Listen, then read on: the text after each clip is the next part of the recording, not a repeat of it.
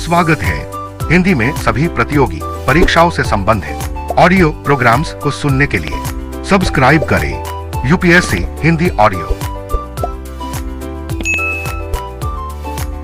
नमस्कार। अधिकारों की बातें तो हम सब खूब करते हैं, लेकिन सिक्के का दूसरा पहलू भी तो है, हमारे कर्तव्य। आज हम भारतीय संविधान में दिए गए इन्हीं मौलिक कर्तव्यों की गहराई में उतर रहे हैं, विश्लेषण करके इन कर्तव्यों के सार को उनकी आत्मा को समझने की कोशिश करेंगे। हमारा मकसद है मौलिक कर्तव्यों को ठीक से खंगालना, ये संविधान में आए कैसे, इनका असल मतलब क्या है और आज ये हमारे लिए कितने प्रासंगिक है, कितने जरूरी हैं। तो चलिए शुरू करते हैं। सबसे पहला सवाल तो यही उठता है कि ये मौलिक कर्तव्य संविधान में आए कहाँ से? क्या ये शुरू से ही थे जब संविधान बना? नहीं, ये वाकई एक दिलचस्प यात्रा रही है इनकी। मौलिक कर्तव्य हमारे मूल संविधान का हिस्सा नहीं थे। इन्हें 1976 में 42nd संविधान संशोधन के जरिए जोड़ा गया था। अच्छा, 1976 में? हाँ, ये वो दौर था जब स्वर्ण सिंह समिति ने इसकी सिफारिश की थी। 42वां संशोधन, हाँ, उसे तो मिनी संविधान भी कहते हैं। काफी बदलाव हुए थे उसमें, सुना है। बिल्कुल, बहुत सारे बदलाव हुए थे। तो उसी के तहत इन्हें संविधान में एक नया भाग दिया गया, भाग 4 क, पार्ट 4A। भाग 4 क और एक नया अनुच्छेद भी, 51 क, आर्टिकल 51A। ओके। और इसकी प्रेरणा, हाँ ये दिलचस्प है, प्रेरणा तत्कालीन सोवियत संघ यूएसएसआर के संविधान से ली गई थी। अच्छा, यूएसएसआर से? हाँ, हालांकि ये भी सच है कि कर्तव्य निभाने का विचार, जिसे हम अपनी परंपरा में धर्म कहते हैं, जैसे राजधर्म या पुत्र धर्म, वो तो हमारी भारतीय सोच में सदियों से रहा है ना? हाँ, ये बात तो है।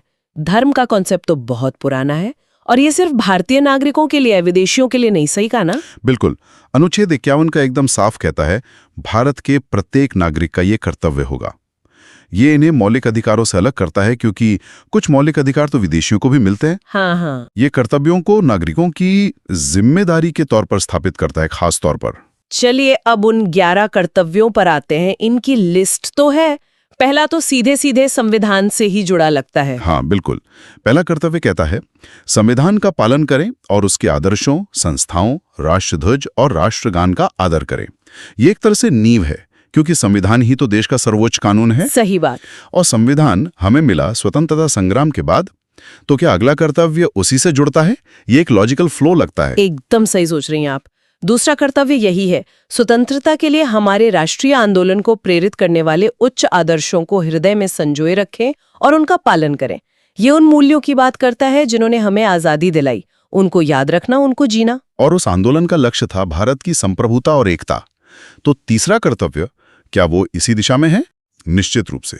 तीसरा कर्तव्य कहता है, भारत की संप्रभुता, एकता और अखंडता की रक्षा करना और उसे अक्षुण्ण बनाए रखना, मतलब उसे टूटने नहीं देना। ये राष्ट्रीय सुरक्षा और एकता की रीढ़ है, कह सकते हैं। चौथा, देश की रक्षा करें और आवाहन किए जाने पर राष्ट्र की सेवा करें। ये तो सीधी नागरिक भागीदारी की बात हुई। हाँ, और पांचवा कर्तव्य भाईचारे और समरसता पर जोर देता है।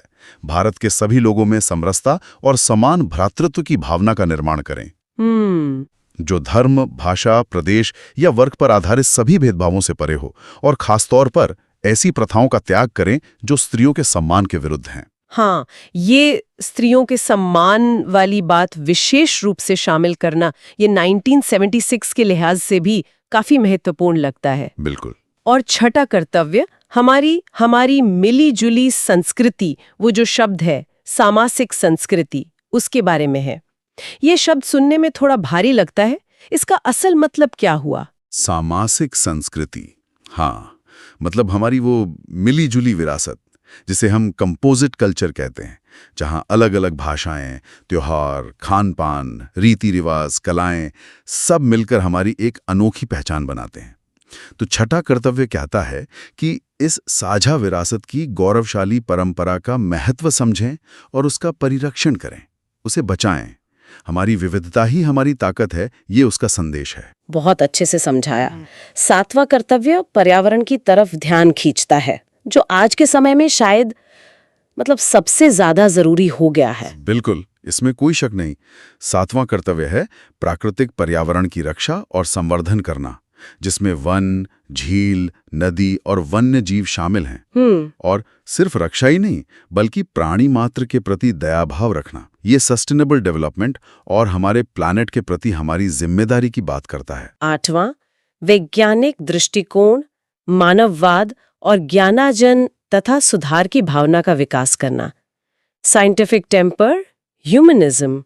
लेकिन क्या ये कर्तव्य आज के फेक न्यूज और पोस्ट ट्रूथ के दौर में सबसे ज्यादा चुनौतीपूर्ण नहीं हो गया है? आपकी बात में बहुत दम है। वैज्ञानिक सोच और तर्क को बनाए रखना आज पहले से कहीं ज्यादा जरूरी भी है और मुश्किल भी है। ये कर्तव्य हमें लगातार याद दिलाता है कि प्रगति के लिए सवाल पूछना, जानना और सुधार करना कितना अहम है। 9वां है सार्वजनिक संपत्ति को सुरक्षित रखना और हिंसा से दूर रहना। सीधी और स्पष्ट बात, देश की संपत्ति सबकी संपत्ति है और शांति जरूरी है। बिल्कुल। और 10वां कर्तव्य व्यक्तिगत और सामूहिक दोनों स्तरों पर उत्कृष्टता यानी एक्सेलेंस की बात करता है। एक्सेलेंस। हाँ, व्यक्तिगत और सामूहिक गतिविधियों के सभी क्षेत्रों में उत्कर्ष की ओर बढ़ने का लगातार प्रयास करें, जिससे राष्ट्र निरंतर नई ऊंचाइयों को छू सके। ये पर्सनल ग्रोथ और नेशनल प्रोग्रेस दोनों को जोड़ता है। और फिर आया 11वां कर्तव्य, जो बाद में जोड़ा गया था, है ना? हाँ, ये मूल 10 में नहीं था। इसे 86वें संविधान संशोधन 2002 के जरिए जोड़ा गया। अच्छा, 2002 में। जी, ये कहता है कि हर माता-पिता या संरक्षक का यह कर्तव्य है कि वो 6 से 14 साल के अपने बच्चे को शिक्षा के अवसर प्रदान करें। ये असल में अनुच्छेद 21 के तहत शिक्षा के मौलिक अधिकार और अनुच्छेद 45 में नीति निर्देशक तत्वों में हुए बदलाव के साथ आया था। एक पूरा पैकेज था शिक्षा पर। अच्छा, ये तो हुई कर्तव्यों की पूरी लिस्ट, पर इनकी कानूनी हैसियत क्या है? क्या मौलिक अधिकारों की तरह इन्हें भी अदालत में लागू करवाया जा सकता है? मतलब अगर कोई इनका पालन ना करे तो? ये एक बहुत ही महत्वपूर्ण सवाल है और यही मौलिक कर्तव्यों की प्रकृति थोड़ी अलग हो जाती है अधिकारों से। ये संविधान के भाग 4 में दिए गए नीति निर्देशक तत्वों मतलब DPSPs की तरह हैं, गैर न्यायिक नॉन जस्टिशिएबल और गैर प्रवर्तनीय नॉन एनफोर्सिएबल। अच्छा, गैर न्यायिक, इसका मतलब क्या हुआ? मतलब इन्हें लेकर सीधे अदालत नहीं जा सकते जैसे आप अपने मौलिक अधिकारों के हनन पर जा सकते हैं? बिल्कुल सही समझे आप। अगर कोई नागरिक इन कर्तव्यों का पालन नहीं करता है तो आप सीधे कोर्ट जाकर ये नहीं कह सकते कि देखिए ये अपना कर्तव्य नहीं निभा रहे, इन्हें लागू करवाया जाए। कोर्ट सीधे तौर पर इन्हें लागू करने का आदेश नहीं दे सकती। तो फिर इनका महत्व क्या है? क्या ये सिर्फ नैतिक सलाहें हैं? इससे तो एक सवाल ये भी उठता है, क्या इन्हें संविधान में डालने का मकसद शायद नागरिकों को सजा देना नहीं, बल्कि उन्हें लगातार याद दिलाना था कि भाई अधिकारों के साथ जिम्मेदारियां भी आती हैं? ये एक बहुत अच्छा नजरिया है और काफी हद तक सही भी है। हालांकि ये सीधे तौर पर लागू नहीं होते हैं, संसद इनके पालन को सुनिश्चित करने के लिए कानून बना सकती है। अच्छा, कानून बना सकती है? हाँ, और बनाए भी हैं। जैसे आपने राष्ट्रध्वज या राष्ट्रगान के अपमान को रोकने वाले राष्ट्रीय गौरव अपमान निवारण अधिनियम 1971 के बारे में सुना होगा। हाँ, सुना है। इन कानूनों को तोड़ने पर सजा का प्रावधान है, तो अप्रत्यक्ष रूप से ये कर्तव्य कानूनी ढांचे का हिस्सा बन जाते हैं कुछ हद तक। समझ गई। तो कानून एक तरीका है, पर क्या इससे ये कर्तव्य मौलिक से ज्यादा कानूनी नहीं बन जाते? मतलब क्या मूल भावना सिर्फ कानून बनाने की थी, या फिर जैसा आपने कहा ये हमें नागरिक के तौर पर कैसा होना चाहिए इसका एक आईना दिखाते हैं? मेरे ख्याल से ये आईना दिखाने वाली बात ज्यादा महत्वपूर्ण है। आप देखेंगे इनमें कुछ कर्तव्य नैतिक ज्यादा लगते हैं, जैसे स्वतंत्रता संग्राम के आदर्शों को संजोना या वैज्ञानिक दृष्टिकोण अपनाना। वहीं कुछ नागरिक कर्तव्य हैं, जैसे संविधान का पालन करना या सार्वजनिक संपत्ति की रक्षा करना। टैक्स देना सूची में नहीं है, पर वो भी नागरिक कर्तव्य है। तो ये मिश्रण दिखाता है कि एक जिम्मेदार नागरिक होने का मतलब सिर्फ कानून मानना नहीं है, बल्कि कुछ मूल्यों को जीना भी है। ये एक रिमाइंडर की तरह है। और यहीं पर वो बात आती है कि अधिकार और कर्तव्य एक दूसरे के पूरक हैं, कॉम्प्लीमेंट्री। ये सिद्धांत सुनने में तो बहुत अच्छा लगता है, पर असल जिंदगी में इसका मतलब क्या है? इसका मतलब है कि ये दोनों एक ही सिक्के के दो पहलू हैं।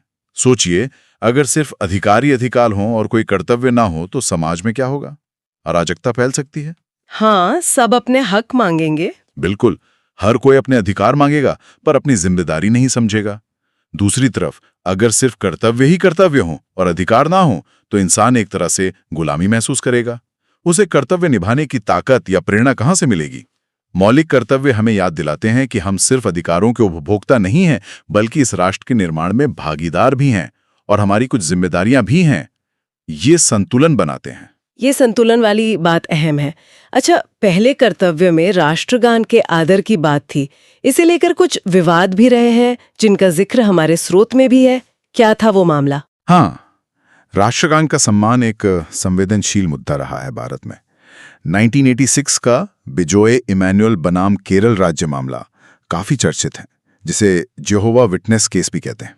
जेहोवा विटनेस केस? हाँ, इसमें सुप्रीम कोर्ट ने कहा कि कुछ विद्यार्थियों को उनके धार्मिक विश्वास के कारण राष्ट्रगान गाने के लिए मजबूर नहीं किया जा सकता। अच्छा।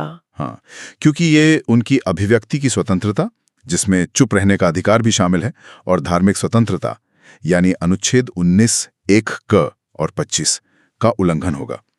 कोर्ट ने माना कि अगर वे राष्ट्रगान के समय सम्मानपूर्वक खड़े हैं तो यह पर्याप्त है, भले ही वे गाना रहे हों। ये तो बड़ा महत्वपूर्ण फैसला था, लेकिन बाद में सिनेमा हॉल में इसे अनिवार्य करने की बात भी आई थी, है ना? हाँ, वो भी हुआ। 2016 में सुप्रीम कोर्ट ने एक अंतरिम आदेश दिया था कि सिनेमा हॉल में फिल्म शुरू होने से पहले राष्ट्रगान बजेगा और लोगों को अनिवार्य रूप से खड़ा होना होगा।